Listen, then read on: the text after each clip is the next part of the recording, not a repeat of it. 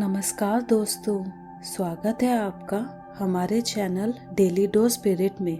जैसा कि हम सभी लोग जानते हैं, कार्तिक मास के कुछ दिन बीत चुके हैं और आज कार्तिक मास का 5वां दिन है। तो चलिए हम आपको सुनाते हैं कार्तिक मास के 4थे अध्याय का महात्म्य। प्रभु मुझे सहारा है तेरा, जग के पालनहार, कार्तिक मास महात्म की कथा करूं विस्तार।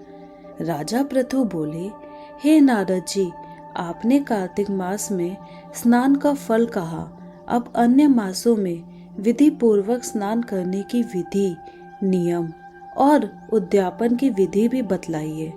देव ऋषि नारद ने कहा, हे राजन, आप भगवान विष्णु के अंश से उत्पन्न हुए हैं, अतः ये बात आपको ज्ञात ही है, फिर भी आपको यथाचित विद्यान बतलाता हूँ।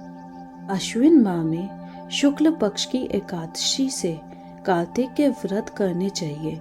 ब्रह्म मुहूर्त में उठकर जल का पात्र लेकर गांव से बाहर पूर्व अथवा उत्तर दिशा में जाना चाहिए।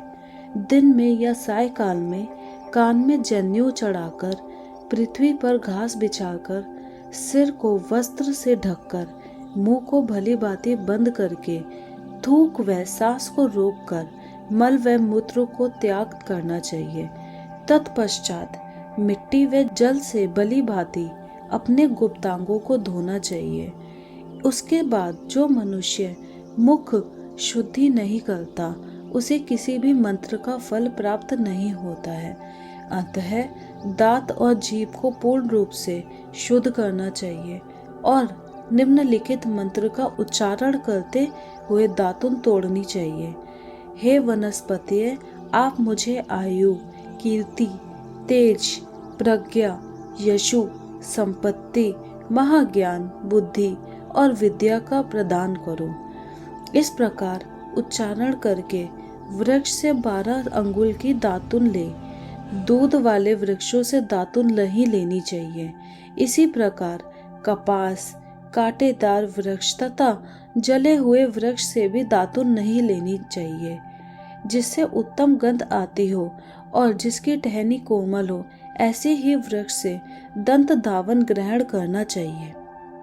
प्रतिपदा, अमावस्या, नवमी, छठी, रविवार को चंद्र तथा सूर्य ग्रहण में दातुन नहीं करनी चाहिए।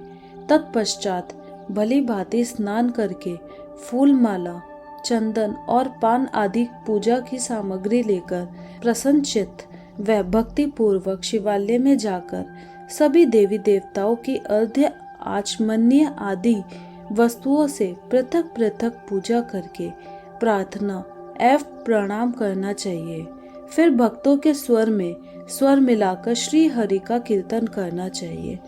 मंदिर में जो गायक भगवान श्री हरि का कीर्तन करने आए हैं, उनका माला, चंदन, तांबुल आदि से पूजन करना चाहिए, क्योंकि देवालयों में भगवान विष्णु को अपनी तपस्या, योग और दान द्वारा प्रसन्न करते थे, परंतु कलयुग में भगवत गुणगान को ही भगवान श्री हरि को प्रसन्न करने का एकमात्र साधन माना गया है। नारद जी राजा पृथु से बोले, हे राजन, एक बार मैंने भगवान से पूछा कि हे प्रभु, आप सबसे अधिक कहाँ निवास करते हैं? इसका उत्तर देते हुए भगवान ने कहा, हे नारद, मैं वैकुंठ या योगियों के हृदय में ही निवास नहीं करता, अपितु जहाँ मेरे भक्त मेरा कीर्तन करते हैं, मैं वहाँ अवश्य निवास करता हूँ। जो मनुष्य चंदन, माला आदि से मेरे भक्तों का पूजन करते हैं, उनसे मेरी ऐसी प्रीत होती है जैसे कि मेरे पूजन से भी नहीं हो सकती। नारद जी ने फिर कहा, शीरीष, धतुरा, गिरजा, चमेली, केसर, कंदार और कठेल के फूलों व चावलों से भगवान विष्णु की पूजा नहीं करनी चाहिए। अड़हल, कंद, गिरीश, जूही, मालती और केवड़ा के पुष्पों से भगवान शंकर की पूजा नहीं करनी चाहिए। जिन देवताओं की पूजा में जो फूल निर्दिष्ट हैं, उन्हीं से उनका पूजन करना चाहिए। पूजन समाप्ति के बाद भगवान से क्षमा प्रार्थना करनी चाहिए, यथा हे सुरेश्वर, हे देव, मैं ना मंत्र जानता हूँ ना क्रिया, मैं भक्ति से भी हीन हूँ, मैंने जो कुछ भी आपकी पूजा की है उसे पूरा करे। ऐसी प्रार्थना करने के पश्चात साष्टांग प्रणाम करके भगवत कीर्तन करना चाहिए, श्री हरि की कथा सुननी चाहिए और प्रसाद ग्रहण करना चाहिए।